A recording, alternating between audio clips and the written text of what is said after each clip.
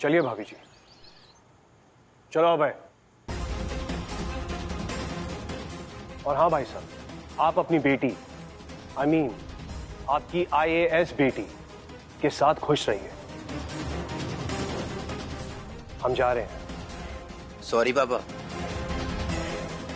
मैं आप लोग के साथ नहीं आ रहा हूँ। मैं अपने फ्रेंड के घर पर रहूंगा।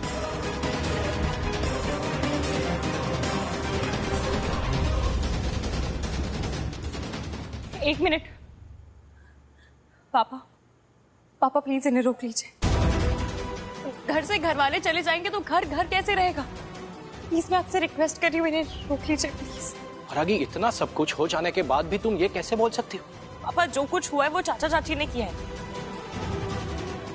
तो फिर माँ और अभय घर क्यों छोड़ रहे हैं? हमारी पैरवी करने की कोई जरूरत नहीं है परागी। माँ, सच कहना पैरवी करना नहीं होता, और हम सब एक साथ एक छत के नीचे रहेंगे तो शायद जितनी भी गलत फहमियां हैं वो दूर हो जाए। और इस तरह आप घर से चली जाएंगी तो जितनी भी मिसअंडरस्टैंडिंग्स हैं वो बढ़ती रहेंगी। पापा, माँ के जाने से सबसे ज्यादा तकलीफ आपको होगी पापा। आप कैसे रहेंगे माँ के बगैर? ये घर मेरे अकेले का नहीं है, सबका है।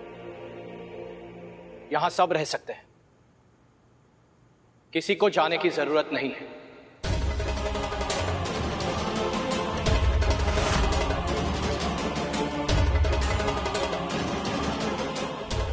ये क्या कर रही है माँ? अपने घर से कोई जाता है क्या? लाइए बैग मुझे दीजिए।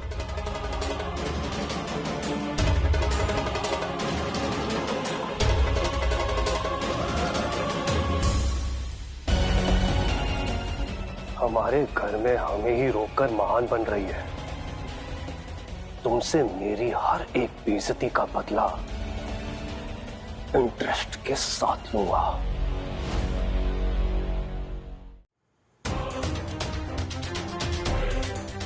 क्या हुआ? बत्रा सर का मैसेज है, सस्पेंशन कैंसिल करने के लिए जो एप्लीकेशन मैंने डाली थी वो रिजेक्ट हो गई है। अब बत्रा सर से मिलना पड़ेगा। ठीक है, अगर इतना अर्जेंट है तो ऑल द बेस्ट। बाय।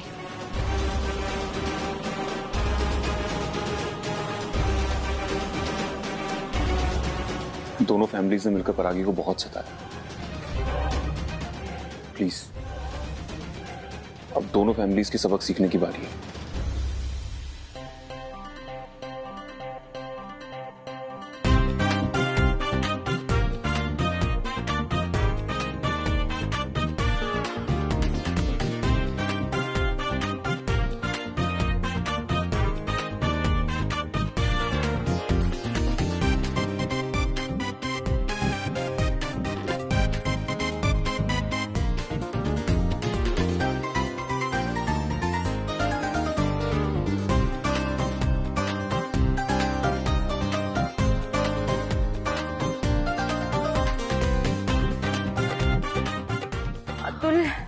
मेरे हाथ दुख रहे हैं, हाथ दबाओ, हाथ दबाओ।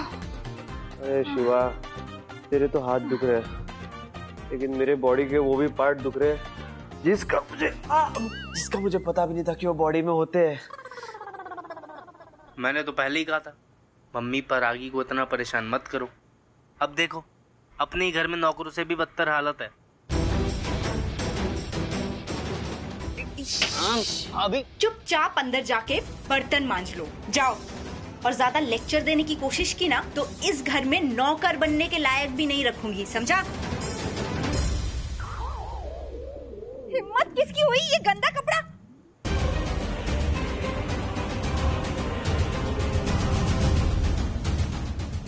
मम्मी जी, मैं तो कह रही थी, बहुत मुफ्त की रोटियां तोड़ ली तुम दोनों ने। अब एक एक टुकड़े के लिए काम करना पड़ेगा, समझे? खाना खाना है तो काम तो करना ही पड़ेगा। चलो चलो चलो।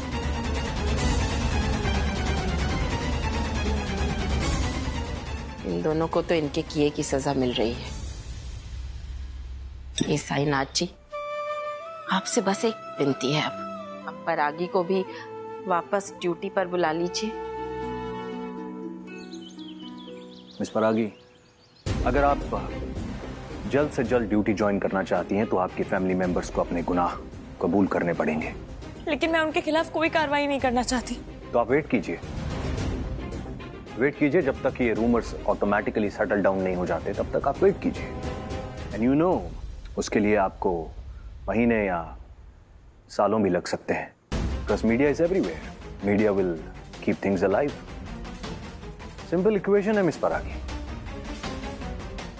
आप जल्द से जल्द अपनी कुर्सी, अपनी चेयर वापस पाना चाहती हैं तो सी न्यूज को सबूत चाहिए, जिसके लिए आपकी फैमिली को एक्सपोज करना होगा। अमेजिंग। आई वंडर मिस परागी, दिस इज सो अमेजिंग। आपको ट्रेनिंग मिली है इनोसेंट लोगों को प्रोटेक्ट करने की, लेकिन आप क्रिमिनल्स को प्रोटेक्ट कर रही हैं क्योंकि वो आपकी फैमिली के मेंबर्स हैं। मैं फैमिली के 2 मेंबर्स की वजह से पूरी फैमिली को सजा नहीं दिला सकती। और वैसे भी जो कुर्सी मैं आपसे वापस मांग रही हूं, उस कुर्सी तक पहुंचाया भी मुझे मेरी फैमिली नहीं है। मिस परागी, आपके कारण मैंने आपकी फैमिली के अगेंस्ट कोई एक्शन नहीं लिया। आप ड्यूटी कब ज्वाइन करेंगी ये डिसीजन मिनिस्टर साहब लेंगे। मिश्रा जी आपको इन्फॉर्म कर देंगे। You can leave now.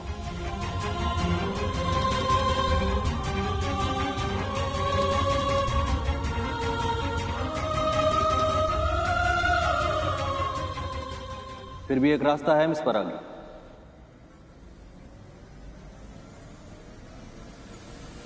कौन सा रास्ता था? क्या मिनिस्टर साहब से मीटिंग? हाँ, और बत्रा सर ने ये सजेस्ट इसलिए किया क्योंकि मिनिस्टर हमें जानते हैं और उन्होंने मुझे रिपब्लिक डे के फंक्शन में इनवाइट भी किया था। तो प्रॉब्लम क्या है? क्या आइडिया बुरा नहीं है? पर बुरा ये है कि मिनिस्टर से झूठ बोल नहीं सकते और सच उन्हें बता नहीं पाएंगे। झूठ बोलना क्यों? जो है सच बताएंगे। नहीं संजू, अगर सच बताएंगे तो हमारी पूरी फैमिली की इमेज खराब हो जाएगी उनकी नजरों में, और चाचू कहीं के भी नहीं रहेंगे। परागी प्लीज, इस वक्त तुम चाचू के बारे में मत सोचो। तुमने उन्हें जेल जाने से बचा लिया, ये बड़ी बात है। बाकी जो उनकी बदनामी होगी उसके लिए वो खुद जिम्मेदार। परागी, सच बोलने से बिल्कुल भी हेजिटेट मत करो। जो बात है हम वो ही बताएंगे। ये कुर्सी देख रही हो? इस कुर्सी को पाने के लिए तुमने क्या कुछ नहीं किया।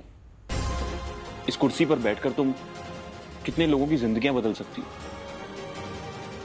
ये सिर्फ जॉब नहीं है तुम्हारे लिए, तुम्हारा ड्रीम जॉब। मेरी फैमिली की गलतियों को अपने सपनों की दीवार मत बनने दो प्लीज।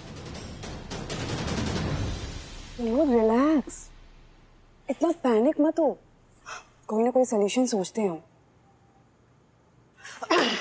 अब कौन सा दूसरा सोल्यूशन सोचूं?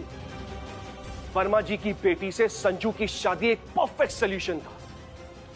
एक तो उस परागी का परमानेंटली पत्ता साफ हो जाता, मोटा दहेज मिल रहा था वो अलग, लेकिन सारा प्लान फेल हो गया। उल्टा भाई साहब नाराज हो गए। हमारा बेटा हमारे हाथों से निकला जा रहा है। बेबी, वर्मा जी मेरा कॉल तक अटेंड नहीं कर रहे हैं। आई नो, उनकी वाइफ मेरे भी मैसेजेस का रिप्लाई नहीं दे रही है। पर प्रमोद, तुम प्लीज गर्म दिमाग से नहीं, ठंडे दिमाग से सोचो। दीदी, मेरी टेंशन ये है कि अब हमारा केस परागी और आर्यन बत्रा फिर से टेक ओवर कर सकते हैं, और ये बात हमारे लिए मुसीबत साबित हो सकती है। तुम्हारा कहने का मतलब मीडिया ने जिसे इतने गंदे तरीके से उछाला, उसके पीछे Pramod Pathak ji? I just can't believe this.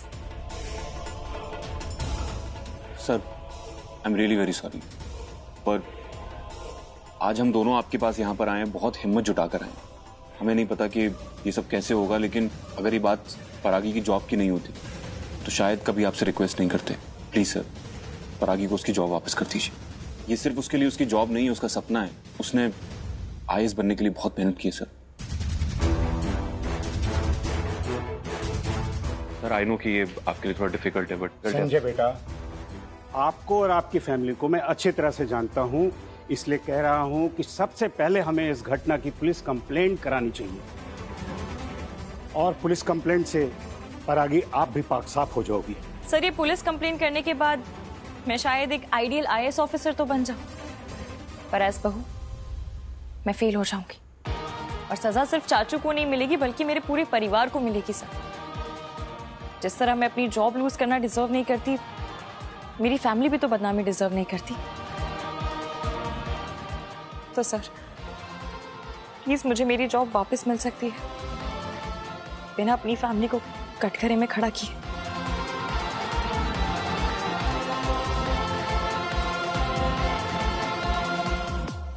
मैं शॉपिंग करने जा रही हूँ, तू मेरे साथ चल। मैं शॉपिंग? तुम्हें अपने साथ शॉपिंग करवाने नहीं लेके जा रही हूँ, शॉपिंग के बैग्स पकड़ाने लेके जा रही हूँ। पकड़। अतुल, हाँ? तू तब तक दुकान पर जा, वो हेमंत भाई आधे दिन की छुट्टी पर गए हैं। जाओ वहाँ ग्राहकों को देखो।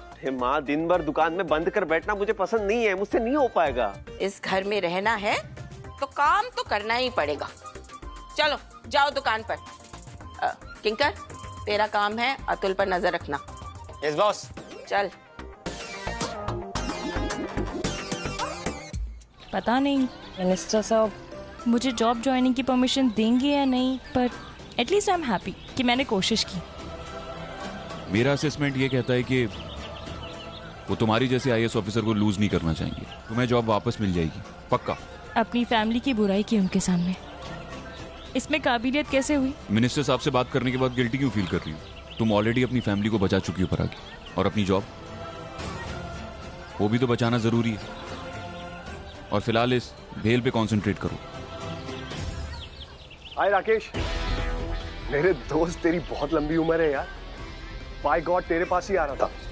अच्छा, वो यूनिवर्सिटी प्रोजेक्ट के जो डिटेल्स उन्हें मुझसे मांगे थे वो मेरे पास है। तू मेरे बचपन का दोस्त है, इसीलिए मेरी फंडिंग के लिए तू मेरी पहली चॉइस है। मुझ पे ट्रस्ट रख और आग बंद करके पैसे लगा दे। गारंटी दूसरे साल से ही मोटा रिटर्न आने लगेगा। ये क्या बोल रहा है तू? मिनिस्टर ने मना कर दिया, लेकिन क्यों?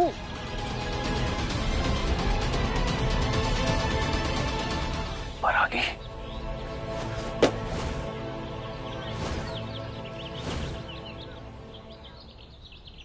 अरे वाह परागी बेटा, ये मिठाई किस खुशी में? अभी मेरे ऑफिस से फोन आया था, उन्होंने कहा कि मैं ड्यूटी वापस ज्वाइन कर सकती हूँ। अरे वाह, ये तो बहुत ही बढ़िया न्यूज़ है। बोलो ओम साई राम। ओम साई राम। परागी बेटा, मेरी गुड विशेस हमेशा तुम्हारे साथ है। तुम इस घर की ऐसी बेटी हो जो इस घर का नाम ऊंचा ही नहीं करती बल्कि उसे डूबने से भी बचाती हो। आई am really very proud of you and thank you very much. इसलिए आज सिर्फ एक लड्डू नहीं खाऊंगा, पूरा डिब्बा ले लूंगा। दो।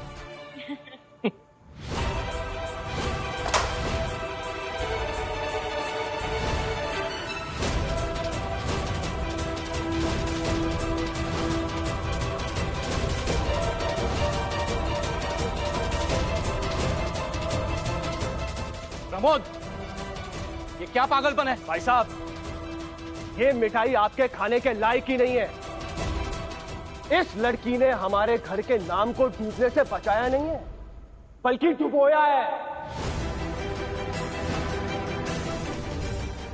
आपकी बहू, आई एम सॉरी, आपकी बेटी ने क्या चाल चली है मीडिया के सामने। इसने जानबूझकर पुलिस के सामने कुछ नहीं बोला, लेकिन बड़ी चालाकी से मिनिस्टर के सामने जाकर सच उगल दिया। चाचा जी, आप तक ये बात कैसे पहुंची? मिनिस्टर के सामने इसी घर की बेइज्जती करके आई हो ना, तो इस घर तक तो बात पहुंचेगी ही ना। विनोद जी, आप हमेशा मुझे कहते हैं ना कि मैं परागी को बोलने क्यों नहीं देती हूँ, तो आज मैं उसे बोलने देती हूँ। बोलो परागी, जो प्रमोद कह रहे हैं क्या वो सच है? हाँ माँ, सही है।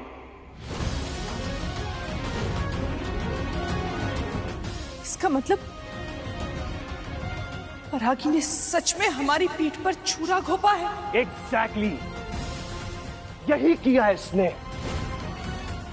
सीरियसली चाचू, आप ही बात बोल रहे हैं, कम से कम आपको तो ये बात बोलने का कोई हक नहीं है। परागी पर कोई इल्जाम लगाने का हक नहीं है आपको। परागी ने मना किया कि मिनिस्टर साहब को ये बात नहीं बतानी। मैंने उसे बोला कि ये बात बतानी है। वाह, यस, वाह। जानते हैं क्यों? क्योंकि आपकी वजह से इसकी नौकरी जा सकती थी, इसका पूरा करियर खत्म हो सकता था, इसलिए उसके सपने टूट जाते। तो क्या आप ये जिम्मेदारी लेते? और चाचा जी, मिनिस्टर साहब को ये बात मैंने मजबूरी में बताई है, वरना दूसरा ऑप्शन पुलिस कंप्लेन का था। बताइए अब, क्या आपको वो मंजूर होता? प्रमोद, ज्यादा गुस्सा दिखाने की जरूरत नहीं है। परागी ने तुम्हें जेल जाने से बचाया है, उसकी खुद की जॉब बचाई है।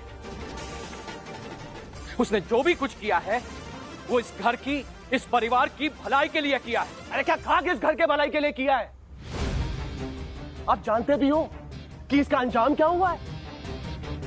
मैंने अपने यूनिवर्सिटी प्रोजेक्ट के लिए अपने एनआरआई दोस्त को कन्विंस किया था, रेडी किया था हमें फंड करने के लिए, लेकिन उसके कांटेक्ट में भी मिनिस्टर जी थे और मिनिस्टर जी ने उसे कॉल करके हमें फंड करने से मना कर दिया।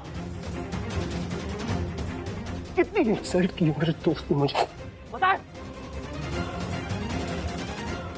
क्या ये इन्वेस्टर भी बैकआउट कर गया? परागी, तुमने अपनी जॉब बचाने के लिए हमारी इज्जत और हमारे बिजनेस को भी मिट्टी में मिला दिया। कितनी सेल्फिश निकली हो तुम। आपको परागी सेल्फिश नजर आती है, बल्कि सेल्फिश रीजन की वजह से परागी को बदनाम किया गया। सिर्फ एक बार, आप दोनों सिर्फ एक बार परागी को हटाकर देखिए। आप दोनों ने जो किया है उसकी वजह से इन्वेस्टर्स ने बैकआउट किया। रीजन परागी नहीं है, रीजन आप दोनों खुद हैं। संजू, क्या हो गया है तुम्हें? तुम अपनी चाची से बात करने का सलीका भूलते जा रहे हो। प्रमोद ने जितना इस घर के लिए, तुम्हारे लिए किया है, उतना किसी ने नहीं किया। हाँ, उसने कुछ गलतियां की है, लेकिन परागी और उसके परिवार से तो कम ही है।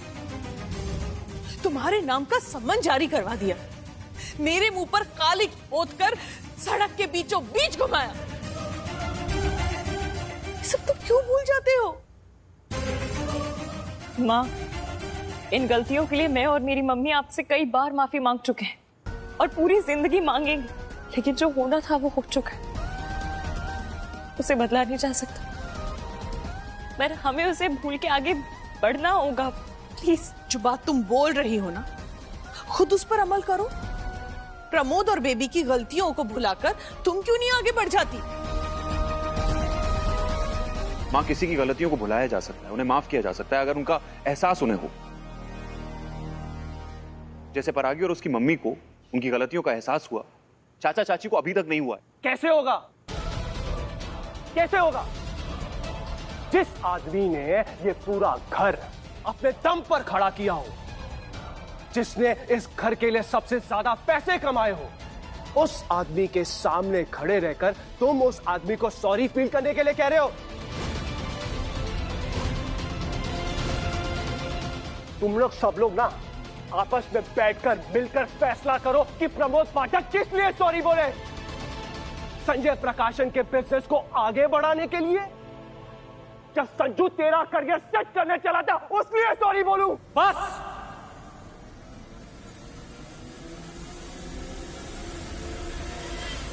बस। बहुत बार तुमने यह जताने की कोशिश की है कि इस घर को, इस बिजनेस को बढ़ाने में सिर्फ तुम्हारे अकेले का हाथ है प्रमोद। हर बार तुम्हारी नादानियत और तुम्हारा बचपना समझकर मैं तुम्हें माफ करते आया हूं, पर आज तो तुमने हद कर दी प्रमोद, हद कर दी तुमने। हमारा ये घर, ये बिजनेस तुमने बनाया, लेकिन तुम ये भूल रहे हो प्रमोद कि तुमने जो लोन ली थी, जो डील्स क्रैक की थी, वो मेरी क्रेडिबिलिटी के ऊपर। फिर भी अगर तुम्हें लग रहा है कि तुम नुकसान में हो, तो तुम इस घर से चले जाओ।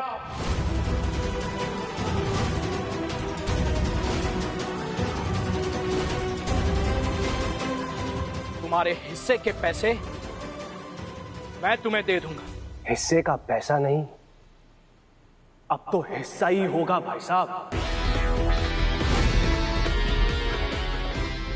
और उसके बाद मुझे इस घर से निकालने के बारे में सोचना।